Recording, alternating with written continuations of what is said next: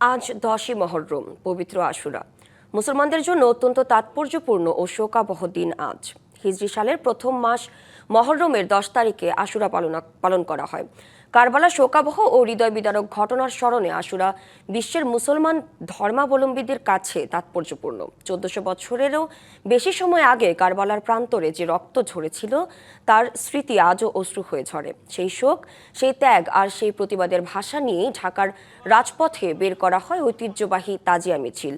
সকাল 10টার পরে ঐতিহাসিক হোসেনি দালান ইমামবাড়া থেকে মিছিল শুরু হয়। রাজধানীর আজিমপুর এলাকা থেকে তাজিয়া মিছিলের সর্বশেষ পরিস্থিতি নিয়ে যুক্ত হচ্ছে সহকর্মী নাজমুল হুদা। নাজমুল, তাজিয়া মিছিলের লোক সমাগম কেমন? ডিএমপির নির্দেশনা মানা হচ্ছে কিনা বিস্তারিত জানাবেন।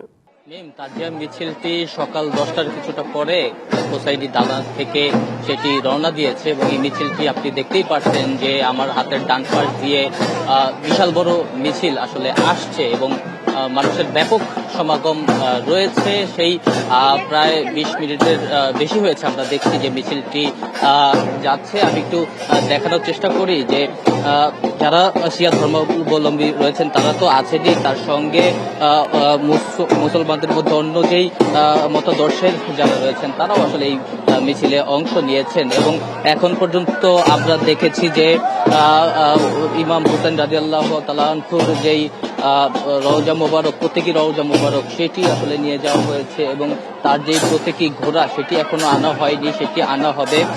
রাজধানীর বিভিন্ন ইমাম বাড়া থেকে আসলে যেই মিছিলগুলো রয়েছে সেই সবগুলো মিছিল আসলে হোসাইনি দালানে মিলিত হয়েছে এবং সেখান থেকে কিন্তু বিশাল বড় মিছিলগুলো আসছে এবং শোকাহত সবাই সেই শোক গাথা, সেই যে মর্মান্তিক হৃদয়স্পর্শী যে ঘটনা।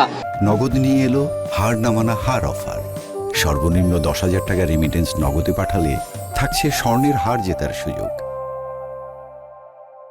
61 হিজরির যেই 10ই মহররমের যে ঘটনা, সেই ঘটনা আসলে স্মরণ করছেন, হাই হোসেন বলে তারা শোকের মাতম করছেন এবং বিভিন্ন যে শোকগাথা কথা তারা কিন্তু বলছেন এবং আমরা দেখছি যে প্রত্যেকের হাতেই কিন্তু নিশানা রয়েছে এবং তারা ইমাম হোসেন রাদিয়াল্লাহু তাআলা আনহু তাকে স্মরণ করছেন। অনেকে বলছেন যে ন্যায়ের প্রতীক, আসলে আপোষ না মানার প্রতীক, অন্যায়ের বিরুদ্ধে রুখে দাঁড়ানোর প্রতীক ইমাম হোসেন রাদিয়াল্লাহু তাআলা আনহু। কারবালার সেই যে ফোরাত নদীর প্রান্তরে ঘটে যাওয়া এক হৃদয়স্পর্শী ঘটনা, তার যেই হত্যাকাণ্ড করা হয়েছে সেই ঘটনা সবাই খুবই আবেগ তাড়িতভাবে তারা মাতম করছেন এবং আমরা দেখেছিলাম যে নিজের শরীরে অনেকে প্রহার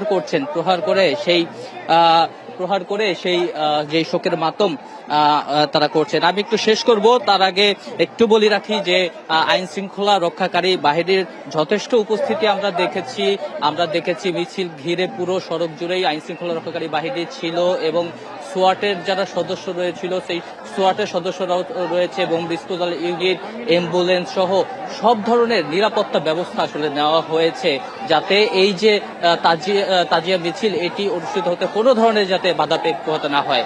আজিমপুর রয়েছে মিছিলটি, এটি আসলে নিউ মার্কেট হয়ে ধানমন্ডিতে গিয়ে শেষ হবে। নাজমুল, আপনাকে ধন্যবাদ।